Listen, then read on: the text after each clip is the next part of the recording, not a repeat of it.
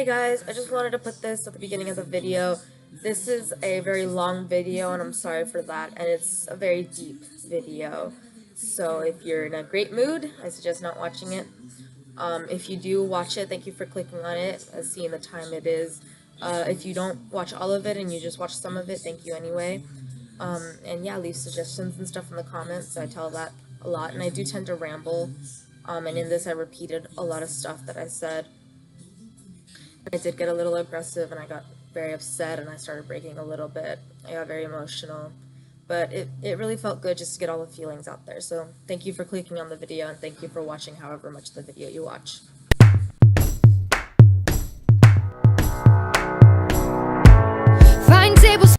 Hey guys, it's your favorite glitter girl here, and I know it's been a long time since I've uploaded anything, so why not, update. And sorry if I ramble, a lot's been going on. So, you know, Christmas came, well, I don't know if okay, so Halloween came, Christmas came, Thanksgiving came, and then New Year's came. I've been through a lot of shit. Oops. I can't make this PG video anyway. So, Halloween was boring, Thanksgiving was okay, Christmas was, well, I got a new laptop, that's what I have right now. I got some cool stuff, definitely. New Year's was a real shit show for me. I'm not gonna go too into it, but one of my friends, Phoenix, has really done a lot of damage to me, and I'm asking him to do one thing, which he can easily do, but he won't do because it'll piss off another girl. And again, I'm not gonna go too into it. I've been suffering for the last month, sitting in my bed, not eating, not sleeping, forcing myself to listen to music, you know, and then, you know, and a lot has happened. I have a lot of marks now. I don't know if you can see them too well. There's also a bunch this way, there's a bunch this way, and there's a few on my arm over here too. Kind of hard to see. The reason I have these is because when I can't cut myself, which I'm grateful and ungrateful for. You know, I can't physically hurt myself. I've always said this. I've held scissors, I've held knives, I've tried to cut myself. You know, I can't physically hurt myself. I've tried to drown myself. I just can't. But one thing I can do is I can scratch. So I would just scratch down my arms, and I'd scratch like this or I'd scratch like that. And we had to stop it because it left huge red marks, and there's a mark around here, maybe it's healed, of where it started scabbing because it was leaving huge red marks and scabs. So I had to stop. And Phoenix and I had a relationship of master and kitty. If you don't know what that is, boyfriend, girlfriend, or partners do things because they love each other. A daddy and a partner, you do things because you want to do things for him or her. A master-kitty relationship is the master is in charge of you. He can command you, he can make you, and then he can make you promise. Anything he wants goes, and if he commands you, you have to do it. And then Phoenix sucks at this. If you disobey, you get punished. And if he thinks you've been good, then pleasure. And you could use, you can punish, you can pleasure, you could do whatever you want to your slave or pet. For us, it's a master-kitty relationship. And first, again, I'm not going to delve too into it, but where was I going with this? Oh, so he commanded me to stay home from the hospital because I didn't feel safe. I grabbed scissors and I tried. You can actually see there is a mark there where I tried to cut with scissors, and then I pushed at it with push pins, and then I just kept scratching at it. And then I started scratching, and I didn't feel safe. So we went to the hospital, and I was going to get hospitalized. But I called him a few times, and, you know, he told me that he wanted me to stay home. He said he didn't want me to go to the hospital. And, you know, we spent 7 hours there because, one, it was a real shitty hospital, and they weren't helpful, and we made the mistake of going to Hoag Hospital instead of Chalk. And then the person, I forgot, I think like the social security worker who comes and interviews you to see if you need to go or if you want to go home or if you can go home. She wouldn't be there until 1 o'clock in the morning. So we were there until around 3 o'clock, which means we were there, I think, 9? I don't know. We were there for 7 hours. And, you know, I came home and I called him again. He stayed up with me, for me, actually. And, you know, I called him and, you know, I said, if you really want me to stay at home, then I will. He goes, I want you to stay at home and I want you not to hurt yourself. And I said, I need more than that. And he commanded me to stay home from the hospital and not to hurt myself. So what I did was we tried 3 strategies. One, there's a special kind of bandage that you can wrap around your skin. You know, like if you fracture something, you wrap it in Band-Aid, you know, so it heals. But we did that, which put a big one here and a big one here so I couldn't scratch like anywhere, because we just put one here and I started going like that. So we put that there, but then it started hurting and burning. So when we took it off, it says it does not stick to skin or hair and it sticks to itself. Fucking bullshit, because it stuck to my skin. It hurt like a bitch to take off and it burned and it left huge red marks all on my skin. So we stopped using those. And so my mom, we went to CVS to get the Band-Aid from Black, and we saw white, and the girl said, and the cashier said that it's gauze and you need tape. So my mom got the Band-Aids instead, and we had to get brown. So what we did was my mom had to go to the store, and then she was going to get gauze and tape on the way back. I didn't feel safe, so I tied my hands together, and then I could still move my hands enough to scratch at myself. So I tied my hands together tighter, and then I tied myself to the bed.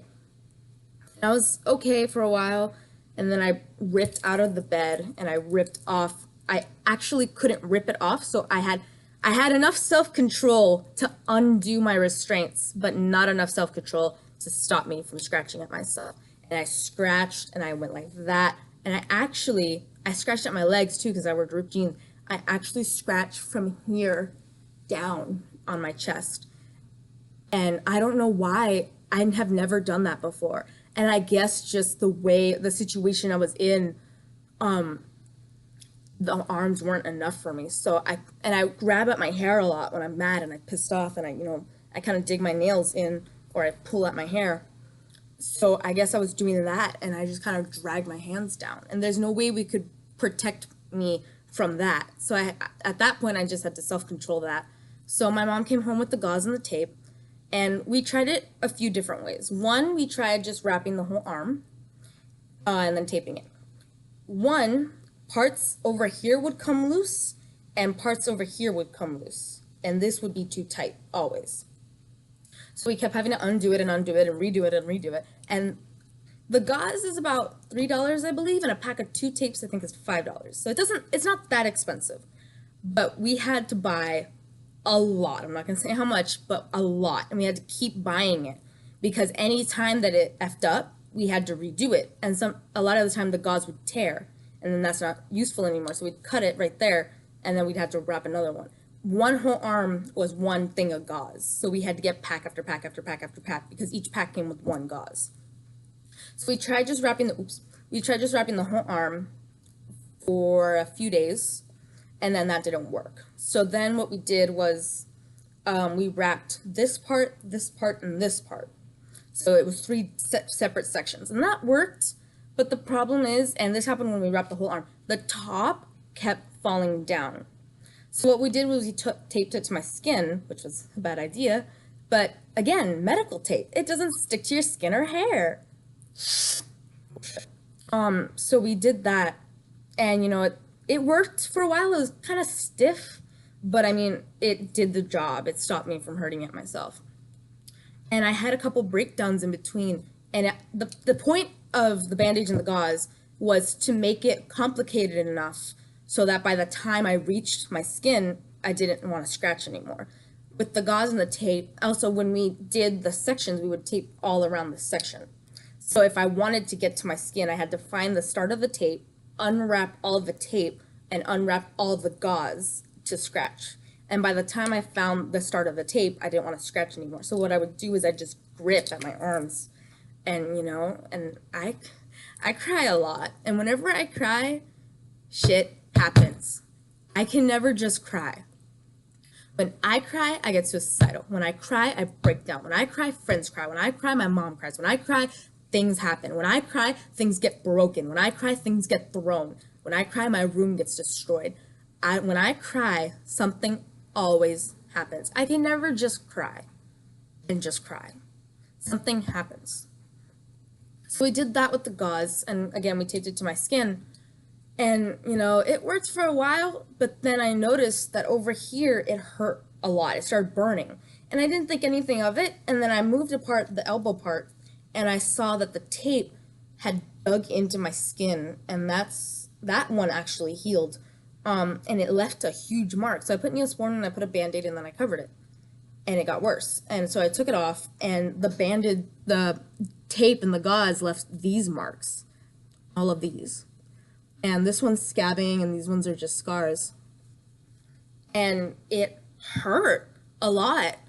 And there's a couple over here. These are from the tape and gauze too. I know it's kind of hard to see. These ones right here. This is the only mark I have on my body because of my scratching. This little guy right here. But when I did scratch, there was one long one, and then it stopped, and then we got this little one. And then there were two coming right down here, and then there was one going like this. And that day when I ripped out of the restraints, I actually started scratching this way as well. And I left huge marks there. And they didn't end up leaving marks, they just hurt, and they were red, and they burned a bit. So yeah, and the tape started digging into my skin more and more, and we got these. So we had to take off the gauze, we had to take off the tape, and the tape up here hurt. It didn't hurt as much as the bandage, but it hurt. And so we couldn't do that. Plus, it was expensive. So what we did was we bought, like, you know, football players, they have those sleeves. So we bought those. And they weren't tight enough. And two, they weren't that tight on me as we wanted them to be. Like, we were going to get a large, but the thing is it was a small and medium with, like, in the same size. So it's a small to a medium, and then there's a large to extra large. So my mom got me a medium because we thought it'd be tighter on me. And it was so loose. And it started falling down. So what we did was we bought a different kind of tape, which was actually way stronger than the medical tape. And we put on the sleeve, and we tape it down here, and we tape it up here.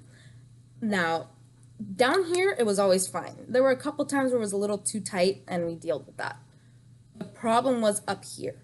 When I wear short sleeve shirts, they end about here, or sometimes like up here. And when I did the gauze too, I didn't want to see any open skin. Because if I was in a situation where I wanted to hurt myself and I saw open skin, I would grab at it. And I know because one time the gauze was down here and I wanted to scratch, and this whole area was open, so I went like that. So I didn't want to see any open skin. So what I did was the sleeves is we put it up around here and we taped it. Now the tape was either way too tight or way too loose. It was way too loose in the fact that it kept falling down. It didn't fall down like here. It just fell down like there. It just made me uncomfortable because it wasn't as high as I wanted it to be, and you could kind of see it, like the end of it through the short sleeve. And that made me really uncomfortable. Or it was way too tight, as in my arm started pulsing. And I know that has something to do with blood pressure. I don't know if it like increases or slowing. It probably slows down the circulation because it's so tight. And I know that when they get a shot, they usually wrap it around so they can get a vein open. So I was kind of cutting off circulation, so we couldn't have it too tight, and we could never find the happy medium. And so eventually we took off the sleeves, and I've been without any cover for probably 3 days, and it's been tough. And my biggest idea, everyone always asks me, if you really had to, do you have a plan of how you'd kill yourself? And I go, no. The only way that I could possibly think of is I live in a 2-story house, and my screen on my window comes off. If I had enough self-control, I could undo the screen, jump down on the car and down on the ground, and run. And there's a freeway probably 10 minutes away from our house. I could run to the freeway, and I could just get hit. And the problem with that is, either, I get killed or I get incredibly injured and then I get rushed to the hospital. And then my parents have to pay for that bill, and then I'm not safe at home and I have to get put back in the hospital. And it's a very long shot, but that's the thing. I ended up having to promise my mom that I wouldn't overdose so I could actually see where my pills are, because I wake up way earlier than my mom, and when I wake up, my mom, she's very groggy, so I can't wait for her to wake up until I can take my pills. So I promised not to overdose. I promised not to undo the gauze and the sleeves because that was when I had it, and I promised not to jump out the window. I don't like making a promise that I know for a fact I can't keep. I had to make those promises because if not, I'd be screwed. If I couldn't promise my mom that I was crying and breaking down, and I had to promise my mom that I wouldn't jump out the window and I wouldn't undo the gauze and tape because she started crying and she started freaking out, and I wanted her to go downstairs and be with my dad and calm down. So I promised not to do those. Now, and then overdosing, I've never ever had a plan to overdose. I did lie about it once. It was a long time ago, and that's a very long story, and I won't get into that. If you do want to hear about it, let me know. And I've thought about it maybe 3 times out of the 6 years I've been taking pills. I thought about, what would happen if I overdosed? But I never thought, I'm going to overdose. I just thought what would happen. Because a lot of the pills I take wouldn't kill me. They'd just fuck me up real bad. The thing is when I lied about taking pills, I lied about saying I went to my mom's box of pills. My mom, sorry, this is kind of scary. My mom takes pills too, and I take pills for a lot of stuff. And some of her pills you can only take one of. Some of them knock you out, make you go to sleep. Some of them, if you take too many, they make you nauseous, they make you dizzy, they make you, they have loss of appetite. And some of them could potentially actually kill you if you take however many. So when I lied about it, I said I took 8. I grabbed a random pill bottle and I took 8. Again, that's a different story. So I've never ever actually done overdosing. I took out, and I probably had like 10 pills in front of me, and I really thought about it. I was like, I could grab a lot of just random pills and see what happens.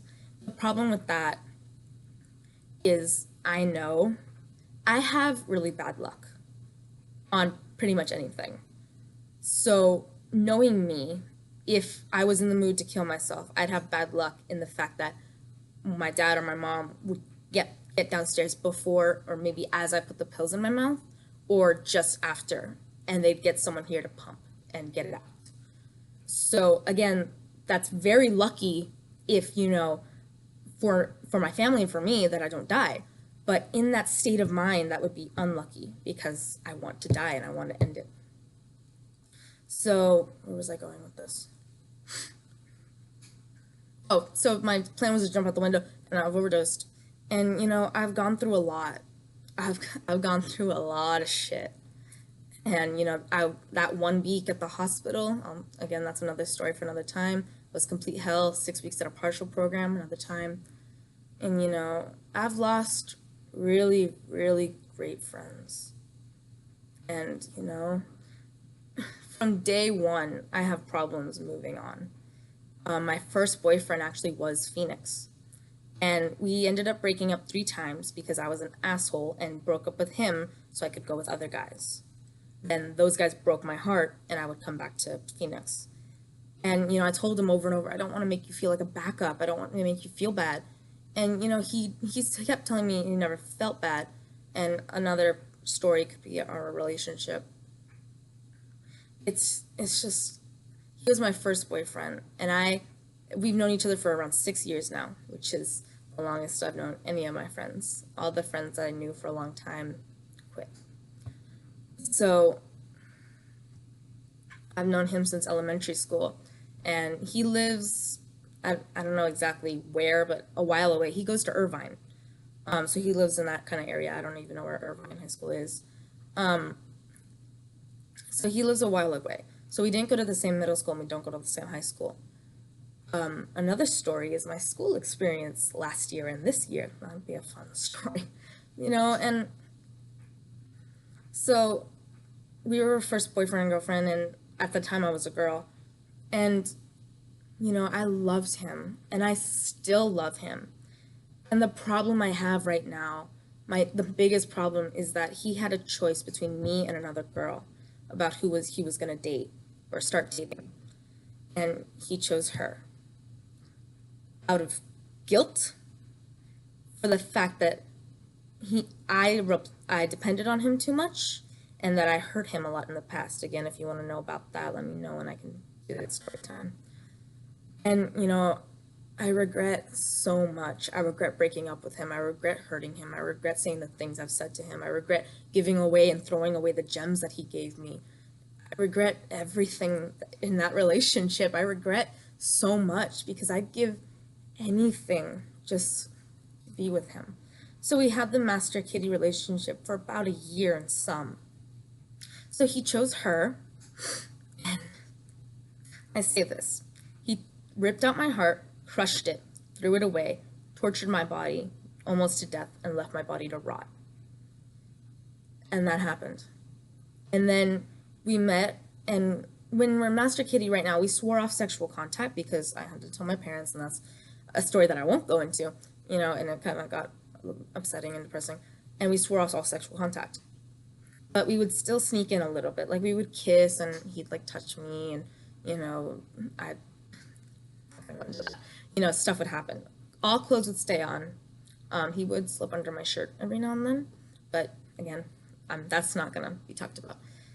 So, and the reason I wanted to keep that relationship so badly was because if he was with her, I wanted to keep what I could get. I can't just be friends with him.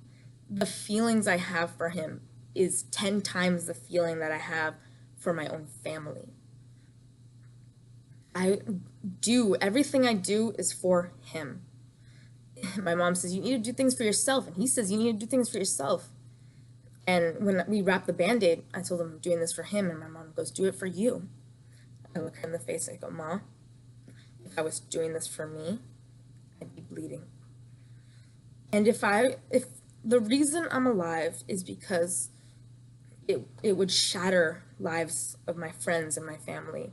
My grandma and grandpa, my abuelita, my abuelito, my mom and dad, my brother, my cousins, my aunt and uncles, my friends. I have great friends, and, it would shatter them. My main reason for living is Phoenix. He just is. He's perfect to me. He's everything to me. Again, if you want me to go into our relationship, then that's another time. And I can't just be friends with him because of the feelings I have for him. So I wanted to keep the Master Kitty relationship because I wanted to keep what I could get, because he was in the relationship with her. He came over on a Wednesday. The next day, he texts me. He says, I'm not going to be playing with you anymore. You did it all over again. Took out the heart, crushed it, threw it away, tortured me, left my body for dead. And I begged him. I was crying and I was sobbing. I was dying. I begged of him. And the reason at that time, and still one of the reasons he's not doing this, is because he thinks he's helping me. He thinks you'll be in pain for a while. He thinks this, if one day he disappears, his friends will be in pain, but then they'll go stronger, they'll heal. I won't heal. I was in pain and suffering for a month, stuck in my bed, crying, physically in pain from headaches and stomach aches and nausea and not eating and not sleeping and barely drinking. And I had to force myself to listen to music because silence drives me insane. And it hurt to listen to music because nothing was slow enough for me. Even slow songs that I listen to when I'm really depressed, I couldn't listen to anything. I couldn't listen to music. I couldn't watch videos. I couldn't do anything. And I knew, and it hurt. I had to get up to go get water and to go to the bathroom. It hurt just to do that. stood up and my legs hurt, my arms hurt, I felt heavy, I got dizzy and I got nauseous. I just wanted to fall right back on the bed. And it hurt so much. So I went through that for about a week. He put me through that. And then he told me he's going to cut off the master kitty relationship. The next 3 weeks were complete hell. And I ripped out my own heart. Something I always like to say is I'm in a room with a door. And I'm in the room and I have chains around me. They're on my arms, they're on my legs, they're on my stomach, they're everywhere. And they're pulling me back. And every chain is a problem I have. And every now and then I'll break a chain and all the other chains will get stronger. And every now and then I get yanked back. I have a few steps in progress and then I get yanked back a little bit. One problem is with Phoenix. He was my master. Anytime he was upset or I hurt him or I made him upset or I made him worry about me or I did something wrong, a burning chain would be added around my neck.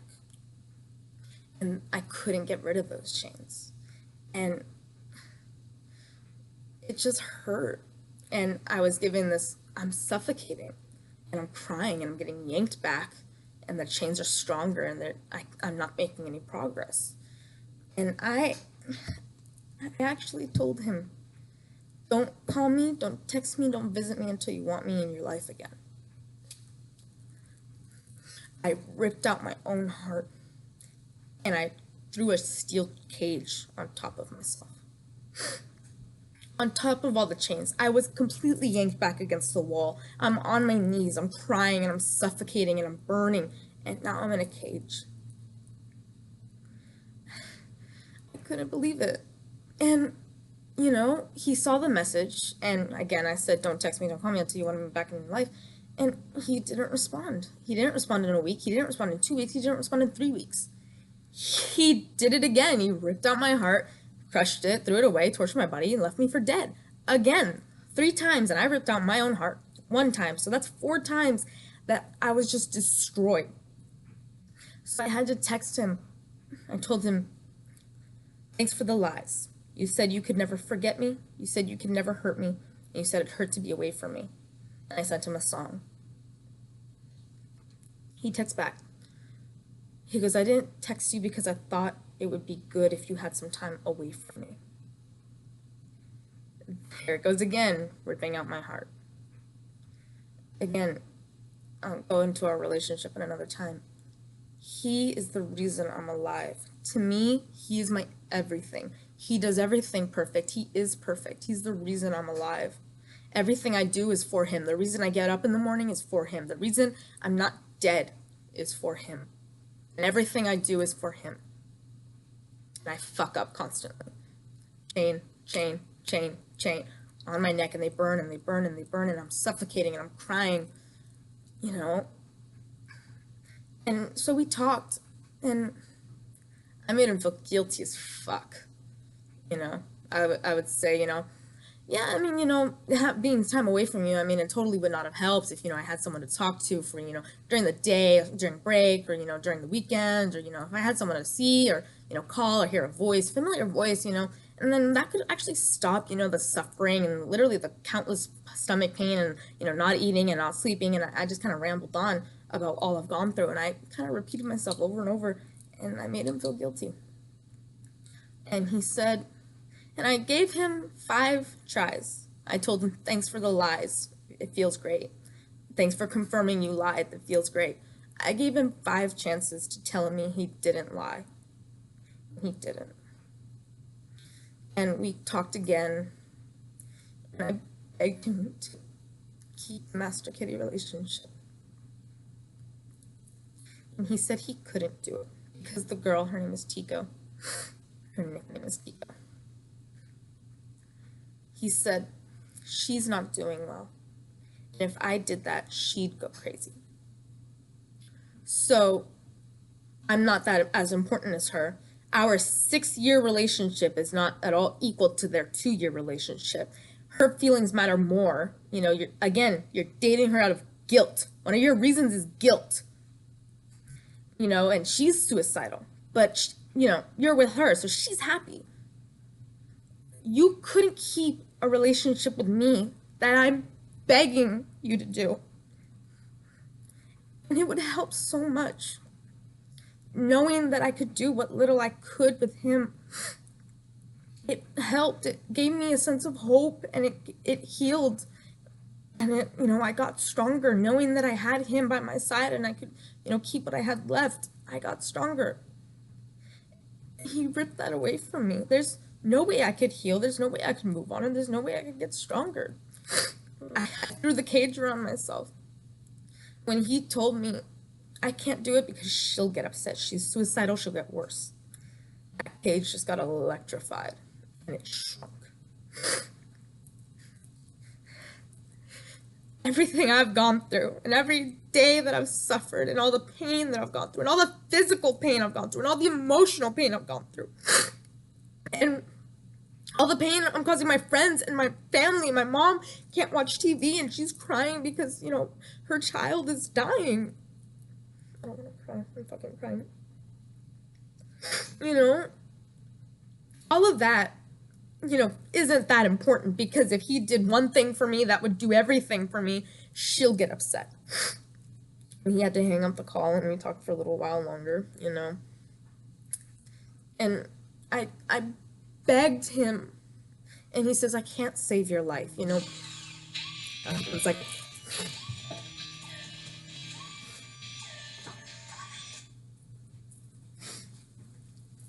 Sorry, that's my alarm to take the dogs out to go pee. I'll wrap this up. I begged him, and we go back and forth, if I could heal you, if I could take your pain, if I could do anything. We both tell each other, we're not gods. We can't do that. And he says, I'm not a god, and I'm nowhere near it. I can't save your life. And deep down, that's true. And it isn't. I call him crying, sobbing, makeup running down my cheeks. I'm grabbing at my arms. I'm grabbing at my head. I'm pissed and I'm depressed and I couldn't take it anymore. And in a matter of minutes, I was laughing and smiling and joking as if nothing happened. He's always been there for me. He's always been my anchor. He's the reason I'm alive, and he always makes me feel better. But one problem is he's never there when I really, really need it. When my life depends on it, he's not there. I've noticed that he's always at this party, or he's with this friend, or he's talking with this person, or he's at this place, or he's doing this. And one problem I have is whenever we talk, he doesn't reply instantly.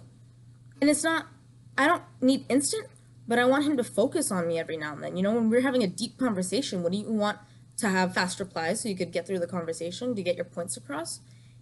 He takes 5 minutes to reply to my text. And I'm confessing that I'm gonna kill myself, and he's taking 5 minutes to reply each time. And all he keeps saying is, I'm not a god, I can't save you, and I can't do anything. Yes, you fucking can. He could keep that relationship with me. And he knows. I've told him on the call and through text what that would do for me. He says, I can't. And I said, yes, you can. He goes, no. She would be pissed. There you go again. She's more important than me. And I actually told him this. Admit that these are lies. You don't love me. You don't care for me. You don't care if you hurt me. You care for her more. She's more important. What I go through doesn't matter. And I listed a few things. And I said, just admit it. Those are all lies. And he didn't admit it, but he didn't deny it. And he changed the subject. And I gave him chance after chance after chance to tell me those weren't lies. And he didn't take them. He kept moving on. So I knew now I'm going to give him one more chance. I'm going to tell him, these are the lies you've told me. And if he doesn't deny, pretty much everything he's told me is a lie. He told me and he promised to me I could never dream of hurting you. He chooses her. He ends our relationship. He stops talking to me. He says we have to be only friends. You're not hurting me, you're killing me, you're destroying me. And he couldn't do it. And he says, I'm sorry, I just can't. I said, yes, you fucking can. He goes, no, I can't do this for you. Of course you can't. Of course you can't fucking do this for me. You can never fucking do anything for me when my life depends on it. Anytime that I need him to save my life, he doesn't. He has some excuse. He has somewhere to be. He has someone to talk to. He has this party to go to. He has this message to complete. He has this thing to finish watching. He has this thing to finish building. When my life depends on it, he's not there. When my life depends on it, when I'm threatening suicide, when I'm sobbing my eyes out, when I need someone to save me, when I need a confirmation, I need something to keep going, he's not there. He goes, I apologize for this. He goes, I'm sorry. I go, no, you're fucking not. You can say you're sorry all you want. You're not fucking sorry at all. Because you've seen what you've been putting me through and what you just put me through and what you're going to keep putting me through. And you say you're sorry. You say, I hate seeing what I've done to you. I care for you and I love you. No, you fucking don't, because I told you those were lies and you didn't deny it. And it hurts a lot. And, you know, I'm going on a little off topic here, but, you know, so he says, I apologize for this. I said, you're not forgiven and you never will be. Let me stop talking for the night. He texts me this morning. He says, morning. And I say, morning. And he says, what's up? And I tell him what's up. And I said, I'm guessing you're in class. And he takes a while. He goes, yeah, final. And we haven't talked since then. Everything he put me through last night, and he just texts me like nothing happened. I told him we can't just be friends. The way I feel about him, it's not going to work. I can't not talk to him because, and he says, you need to work on living without me. You don't think I fucking tried? I lived without you for a month. And I wasn't living and I wasn't surviving. I was just making it. I wasn't living. I wasn't surviving. I was just breathing. That's all I was doing, is breathing. I was in my bed and I couldn't get out of my bed. And sometimes I was able to watch a video or two. You know, sometimes I was able to listen to good music. Sometimes I was able to talk to my friends. And, you know, my mood would change and I would sing. And but I still couldn't get out of the bed. Because I knew for a fact that if I got out of the bed, I'd jump out the window. I felt it in my heart and in my mind and in every bone of my body. If I got out of the bed, I'd jump. So I had to stay in bed. I was singing, I was laughing, I was talking, I was watching videos, but I couldn't leave the bed. Eventually, a few days after that, I was able to leave the bed. I was able to come downstairs. And, you know, my parents kind of kept telling you, we're ready to welcome you back. You need to start getting back into your life. You need to start doing chores. One, you're ready to welcome me back, but there's no way I'm ready. Two, out of everything you're going through, you're trying to tell me I need to do chores. Three, I'm trying to get better. You know, I'm trying to live my life. I hate being like this. And they say, you need to live your normal life. I can't. And, you know, and yesterday, I started my schedule every day. My new schedule. I'm in independent studies, another story for another time. And I had a schedule. It's a little jacked up right now because we need to work on the everyday chores. And I didn't get any sleep on Sunday. I remember 2:55. I remember 3:55. I remember 4:30. And I remember 8:30. I barely got any sleep. And purely because I was overwhelmed by the fact that I had to clean my room. And in one of my breakdowns, I was angry at my mom. and I have a dresser over here, and here's my bed, and then there's a little space, and then there's my desk, and then there's this huge shelving unit, and there's a smaller one, and then there's my dresser over here. I walk into my room, and I go like that on my dresser, and I walk over to my other dresser, and I go like that, and I walk onto my bed, and I go like that on my desk, and I just throw things around. And it was still Christmas, and I had these baubles, ornaments, and fairy lights on my wall, and I ripped the fairy lights off, and I broke like 3 ornaments, or 2 ornaments, because the tops had come off, and the tops had broken. They like crumpled. And I had to call my mom up to be with me, so I didn't have a window. I was sitting, and I was just like holding myself and grabbing at my arms because I had the gauze on. I couldn't do it. And the only reason I was able to start my schedule yesterday was because on Saturday I reached out to Phoenix, and we had the conversation of needing to keep the master key relationship yesterday.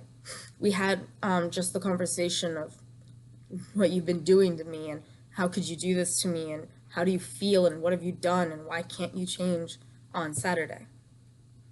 No. Saturday or Friday. On Saturday was a really sucky day. Long story. That one I'm not going to talk about. And I was able to talk to Phoenix again. The guy my life is in his hands.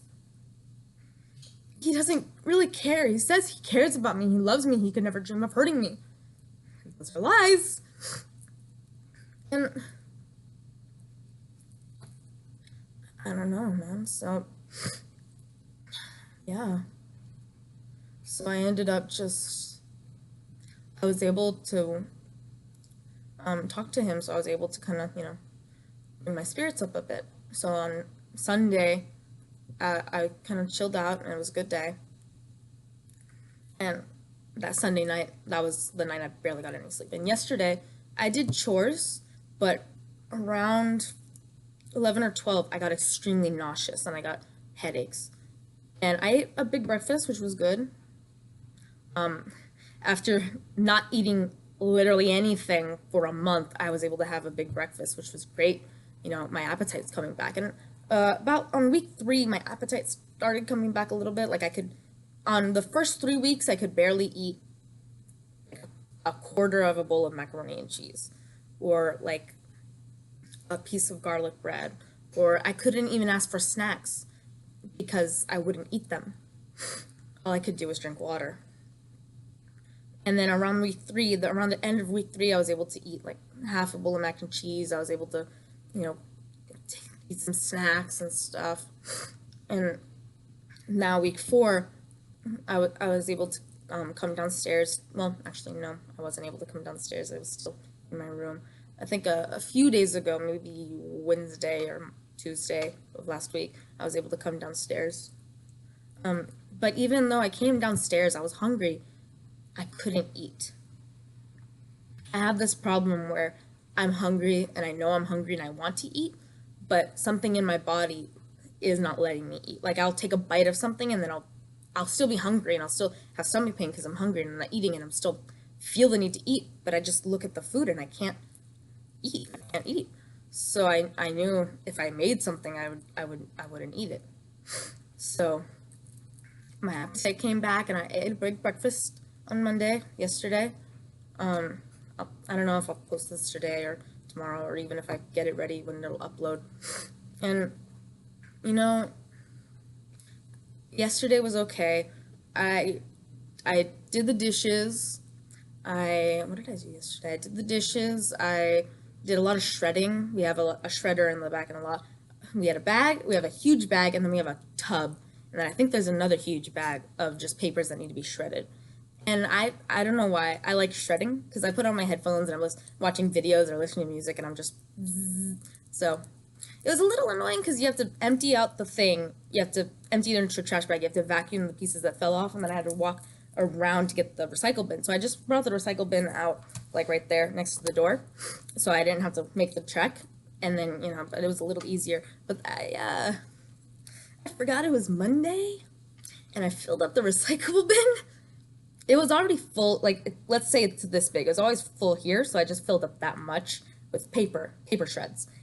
I forgot it was Monday, and they come to pick up the trash and recyclables on Thursday. And we make recyclable. We have a bag for recyclables that we do daily. We have that for another 3 days before they get picked up. And I filled up the recyclable bin. So I was like, eh. So, great. I can actually, I don't know why my mind is completely blanking on what I did yesterday. Oh, I cleaned shelves and drawers in the fridge, and I finished doing that today, actually. And, yeah. I also, a good friend of mine, Pete, oops, shit, yes, his real name is Pete. He's an older guy. There's no way any of you can track him down. Gave me a chore one time, because I told him, everything that's been going on. This was a long time ago. I was just in a depression, and I couldn't do it. My earlier depression about school and about stress, I can talk about another time. And, I met with him one day, and then I met with him the next day. And he said, I have a little homework assignment for you. I want you to have 3 things you learn in a day, every day. And it doesn't have to be, a specific thing, but, learn something every day. And he says, one of my friends actually got on Jeopardy that way. So I did that one day, and I learned something about mojitos, I learned something about a country, and I learned something about something. I don't remember those at all. And I put down 3 things I learned today. Then I did 5 things, and then I just started writing it down. So from here down and this whole page are things that I learned yesterday. I might have fucked up the audio. And today I learned the definition of evident. And call me stupid, a lot of these things is like obvious that's the definition, or like obvious that's the thing. But for some reason I just didn't know it. Another thing, I'm very intelligent, but I'm stupid. Another story time. I definitely need to write down all these things. Excuse me. And I'm doing some more shredding, and I'm filling up trash bags. That way I don't fill up the recyclable bin, just so I have something to do.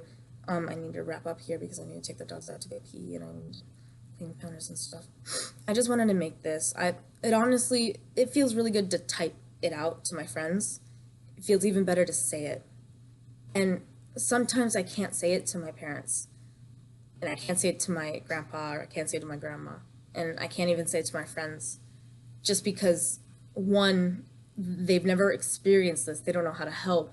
2, they've never been in a place that I've been in. They've never been this low, or this hurt, or this damaged, or in need of this much help. And 3, they have their own things. Everyone's at school. Everyone's in finals right now. Everyone has their families and their friends and, everything that's going on. And, then I'm coming in and I'm blowing them up with all this information that they don't know. They've never been in my place, and they can't help me because they don't know what to do. They don't know anything. So it's hard for me to tell them. And sometimes it's good just to say it and not even get a response. Like, I talk to my dogs a lot. If you have a dog, if you have a cat, you talk to your pet. Like it or not, you do. Whether it's just like, hey, how you doing? But, and some people do this too. You sit down with your dog or your cat or your whatever pet you have, and you just talk to them. What's great about dogs, especially Labradors and Golden Retrievers, I believe. Labrador Retrievers, Golden Retrievers. I think there's another retriever. They're really good at picking up emotion. So if they see that you're crying, they'll come nuzzle up to you, or they'll kiss you. And if they see that you're mad, they try to cheer you up. And if they see that you're happy, they like to play with you. They pick up emotion. So I go, I'm sitting on the couch, or I'm sitting in my bed, and I'm sitting there, and when my dog walks in, and I'll tell them, up, up. And, they come up, and they see me crying, they'll lick my face, and they lie down with me, and, when I start laughing, and I start smiling, and, that goes on for a while, they'll leave. And then sometimes I find them around the house with just, like, laying down, and I'll just start talking to them, all this has been going on, blah, blah, blah, blah, blah, blah. And, at first, because they don't really, they know things, but they don't understand. Like, they don't understand English. But they can sense the tone. So I'd be talking to Henry. I talk to Henry a lot, and I'm not saying too much. And, at first he's just looking the other way, and then he'll look at me, and then he goes like that, and, he does different facial expressions, and, he understands. And when I break down, There's a point where when I stop talking or when I break down or something bad happens, they'll walk away. Henry does anyway. I don't know if that's because he's scared or because he wants to move places. I don't know. It just happens. And most of the time it's when I stop talking and when I feel better. It's just nice, like it or not, depressed or not, or, stressed or not, or anxious or not. If you have something to say, just saying it, it makes you feel good. If you want to tell someone about your day, getting to tell them about your day, it makes you feel good. If you did something really cool today, you want to talk about it, you talk about it. It feels good. If, this bad thing happened, you want to talk about it. It's not good to bottle up emotions. Obviously, it's not good to bottle up negative emotions. But, bottling up happiness and bottling up joy and bottling up, disgust and fear and upset, those bottling up anything is not good for you. And that sounds really dumb. But if you bottle up energy, well, isn't that good for you? No. Your body will freak out. And I should know, I have bipolar. I have manic episodes and depressive episodes. Another story.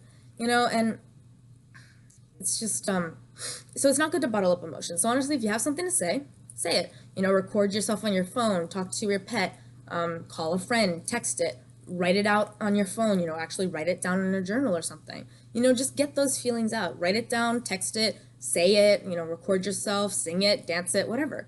Just get those emotions out. If you bottle up a little bit, if there's something secret that you don't want to talk about, and that's okay. It's not, you can bottle up small things, like if you got really depressed that day, you don't want to talk about it. If you got, fired from your job, you don't want to talk about it. If you broke up with a really good friend, you don't want to talk about it. It's good to bottle up small things. But if you keep they say $1 a day. If every day you spend $1, you're only spending $1. It's just $1, but it adds up. So if you bottle an emotion, and it's a small one, any kind of emotion, like I just said, you had a bad day, you fired from your job, you broke up with a good friend, even that you don't want to hold. Those are not small things, but compared to a lot of things, they're small things. Compared to half the shit I've gone through, they're small as fuck things, but to some people, that's the worst thing in the world. And to some person, knocking over a shelf is the worst thing in the world. Or, finding their disorganized something is the worst thing in the world. Everyone has their opinions and their preferences and, everything they do. But I'm just saying, let's say you're a perfectionist. Everything has to be clean, everything has its spot, everything's organized.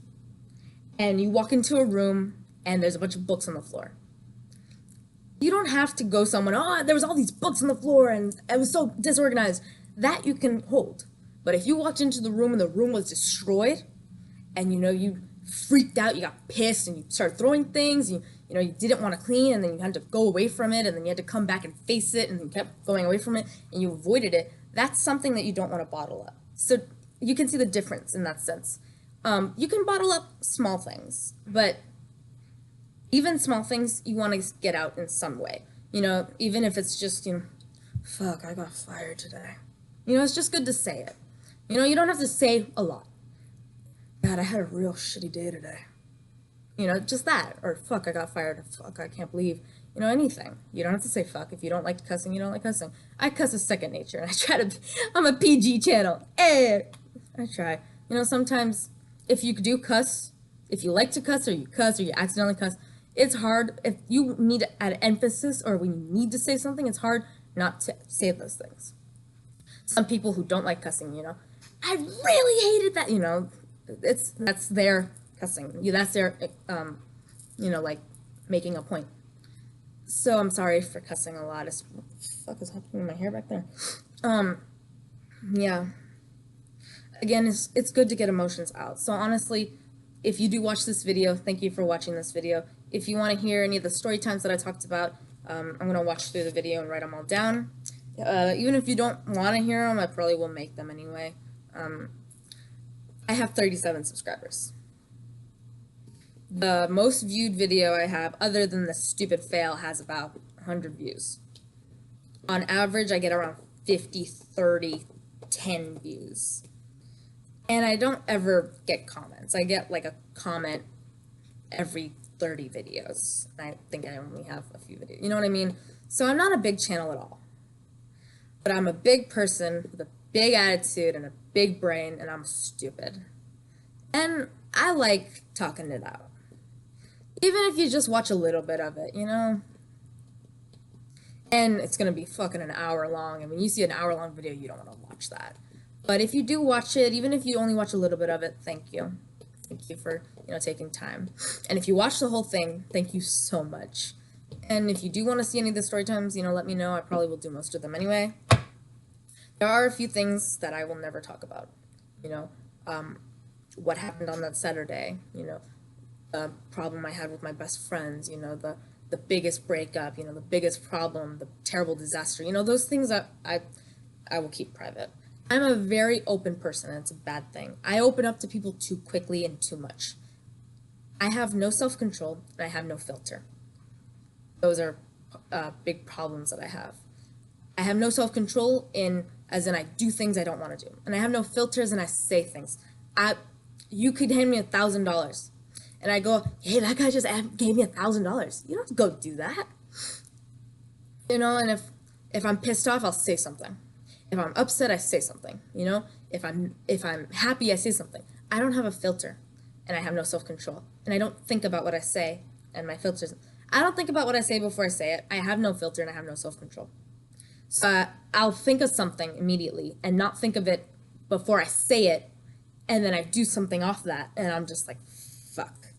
I fucked up big time. And I fucked up real bad with my grandma, my mom and dad, and that's a Christmas story. I can talk about that. And if I do something and I regret it, when I say sorry, I'm rambling on about everything. Okay, let's kind of wrap it up here. I forgot my first point. I have a problem with rambling, I feel like everyone gets off topic in conversations, but usually people are good about getting back on the topic. I'm not. So what was I saying? Thank you for watching the video.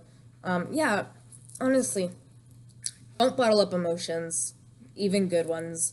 Try to think positively. Try to look, if you are down, look for a new angle. Look for a new thing.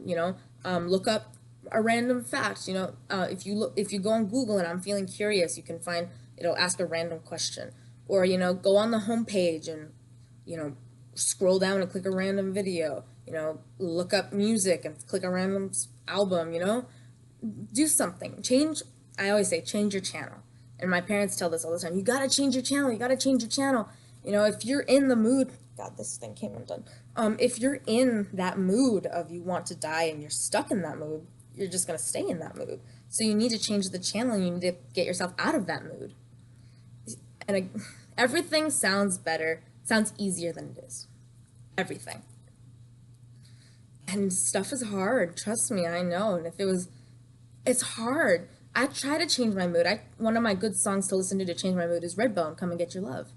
And I tried putting that song on, and they start. It was too upbeat for me. It was too fast. I couldn't listen to it, so I had to turn it off. Another good thing is singing. I didn't have the energy. I didn't know what song. No songs came to mind. I couldn't sing. A good one is dancing. I couldn't get up from my bed. I was in pain. A good one is watching funny videos.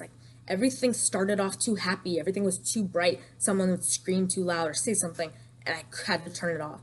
The only thing I could do is listen to slow, depressing music. And that's not going to change your channel at all. And I couldn't get out of bed, and I could... Another story, I got big problems with my friends. I was ignored and not talked to, and another school story. I sit alone. I'm an outcast completely. And I went through time where, my friends stopped talking to me and stopped hanging out with me. I talked to most of them. Everyone's like, sorry, I've been really busy with this, or I didn't know I was making you feel that way. At the same time, though, I haven't really been reaching out to a lot of friends either. But also, I'm an extrovert. Right now, I probably don't seem it, just because I'm dying, and I'm dead, and I'm being destroyed. And I'm in a tiny cage that's electrified, and I'm getting choked by burning chains, and I'm being pressed up against a wall, and I'm just being there, and I'm crying, and I'm suffocating. I don't seem like an extrovert right now, but you've seen some of my previous videos. I'm a times 10 million extrovert, And all of my friends are negative 15,000 introverts. I don't have any really good extrovert friends. So, naturally, I'm not saying everyone, but most extroverts have some anxiety. And a lot of my introvert friends, did I say extrovert? Some introverts have anxiety. And one thing with anxiety is you don't like starting conversation, or you don't like making the first move, or you don't like saying something. And I have a little bit of anxiety in there too, trust me. But my anxiety isn't like my anxiety is weird. Another story. So, so a lot of my friends, I get anxious starting conversations. I'm sorry. So I do have to start some conversations sometimes. And I have to start most conversations, honestly. And I just couldn't. I wasn't in the mood, and I felt like I was being ignored. And you know, school, school and stress, another story. That's probably going to be a good one to make, long one to make. And stuff happens. So, and right now, I would love to hang out with a friend or text all day or, make jokes or, go to a park or something. But everyone's at school and everyone on the weekends has plans. And right now it's finals. So I don't know, all my friends were studying for finals. So around now it's finals and everyone's stressed out during finals. Everyone's spending all the time studying. And, I don't blame them. I'm not too big of a studier. For all through my middle school, I didn't study for shit. During freshman, I didn't study for shit. This year, sophomore, I did start studying. I didn't study for I started studying for everything. So, yeah. And it helped somewhat, but at the same time, it didn't. Stress in school. So, yeah. Right now, I'm just in a really, really, really, really bad depressive episode. And I can make this. I'm in a tiny electrified cage with chains surrounding and wrapping and clinging onto my body. And I'm pressed up against the wall, and I have burning chains around my neck, and I'm suffocating, and I'm crying. And I'm on my knees, and the cage is shrinking a little bit. The noise of the zaps are getting closer, and they're louder. And, I'm sitting in silence, and there's a little window at the top of there, and I'm calling for help. There's no one there. And if there is someone there, they're not helping. Either they don't hear it the way I do, they don't see it the way I do, or they just don't want to help, or they don't think they can help. I'm dying, and I'm trying. Today I was able to do some chores. I did some chores. I ate a big breakfast, but I'm not hungry. I told my dad, he goes, the breakfast you had was filling, so that makes sense. But also, it's